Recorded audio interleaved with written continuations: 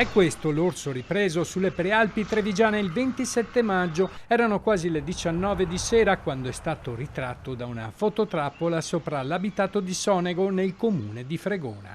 È un orso bruno, un esemplare maschio di pochi anni che vagava sul sentiero che sale al Monte Pizzoc. La scoperta è stata fatta da alcuni cacciatori che utilizzano la fototrappola per la caccia al cinghiale. La zona, le ultime case che vediamo qui, la zona appena dietro. Sono stati allertati i carabinieri forestali di Vittorio Veneto e i servizi forestali regionali che dopo varie perlustrazioni hanno accertato che il mammifero non era più presente nella zona.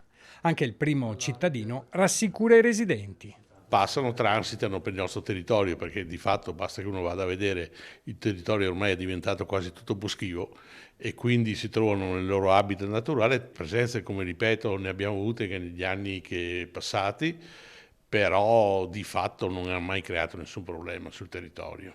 E a pensarla nello stesso modo sono anche gli abitanti di Fregona e Sonego. L'orso c'era già secoli prima.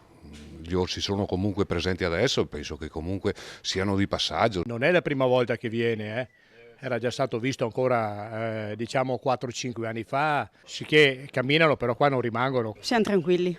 È innocuo secondo me. Sì, ha più paura di noi. Qui ci troviamo nel bosco dove l'orso è stato filmato dalla fototrappola. A poca distanza si trovano delle case. Nemmeno questo apicoltore che abita a ridosso del bosco ha subito degli attacchi alle sue arnie, sebbene gli orsi siano ghiotti di miele. Non c'è da aver timore? No, quello lì è di passaggio e basta. Non è stanziale, perché femmine non ce n'è, quindi lui va. Nessun rischio anche per gli escursionisti. In caso di incontro il suggerimento è di allontanarsi facendo rumore, magari utilizzando un fischietto che a distanza allontana l'orso.